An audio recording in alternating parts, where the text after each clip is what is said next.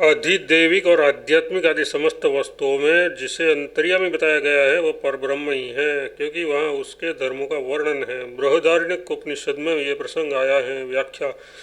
वहाँ उद्दालक मुनि ने याज्ञवल्क्य ऋषि से पहले तो सूत्रात्म के विषय में प्रश्न किया, फिर उस अंतर्यामी के संबंध में पूछा कि जो इस लोक और परलोक को तथा समस्त भूत प्राणियों को उनके भीतर रहकर नियंत्रण में रखता है उसके इसके उत्तर में याज्ञवल्क्य ने सूत्रात्मक तो वायु को बताया है और अंतर्यामी का विस्तार पूर्वक वर्णन करते हुए उसे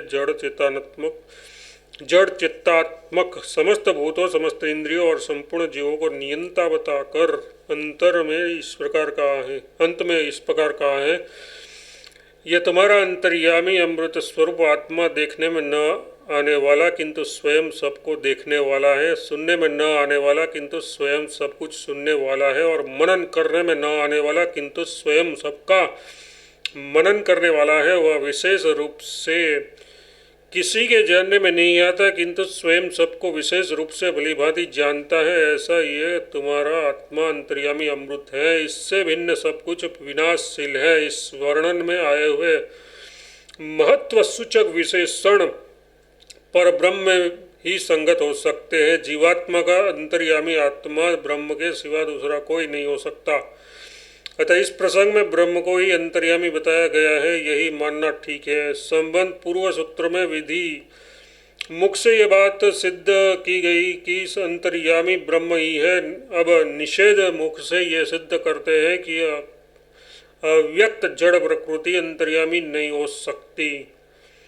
स्मार्तम मतलब सांख्य स्मृति द्वारा प्रतिपादित प्रधान मतलब जड़ प्रकृति भी अंतर्यामी नहीं है, क्योंकि इस प्रकरण में बताए हुए दृष्टानपन आदि धर्मों प्रकृति के नहीं है। सांख्य स्मृति द्वारा प्रतिपादित जड़ व्याख्या। सांख्य स्मृति द्वारा प्रतिपादित जड़ प्रकृति के धर्मों का वर्णन यहाँ अंतर्यामी के लिए नहीं हुआ है, अपितु चेतन परब्रह्म के धर्मों का ही विस्तार पूर्वक वर्णन किया गया है। इस प्रकरण वहाँ इस कारण वहाँ कहा हुआ अंतर्यामी प्रकृति नहीं हो सकती। अतः यही सिद्ध होता है कि इस प्रकरण में अंतर्यामी के नाम से परब्रह्म परमात्मा का ही वर्णन हुआ है।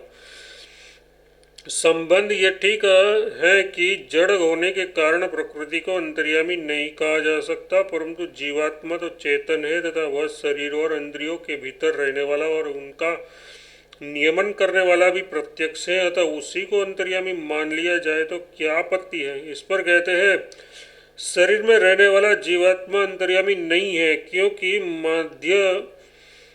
माध्यान्धी तथा कण्व दोनों ही शाखा वाले इस जीवात्मा को अंतर्यामी से भिन्न मानकर अध्ययन करते हैं। माध्यानी और कण्व।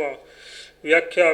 दोनों शाखाओं वाले विद्वान अंतर्यामी पृथ्वी आदि की भांति जीवात्मा के भी भीतर रहकर उसका नियमन करने वाला मानते हैं। वहाँ जीवात्मा को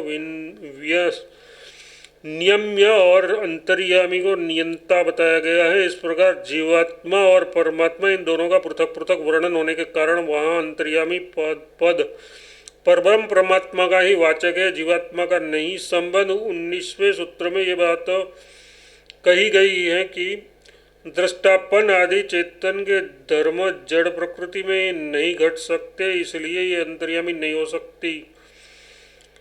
इस पर यह जिज्ञासा होती है कि मुंडकोपनिषद में उसको अदृश्यता अग्राहता आदि धर्मों से युक्त बताकर अंत में भूत का कारण बताया गया है। वह तो प्रकृति हो सकती है, क्योंकि उस जगह बताए हुए सभी धर्म प्रकृति में पाए जाते हैं। इस पर कहते हैं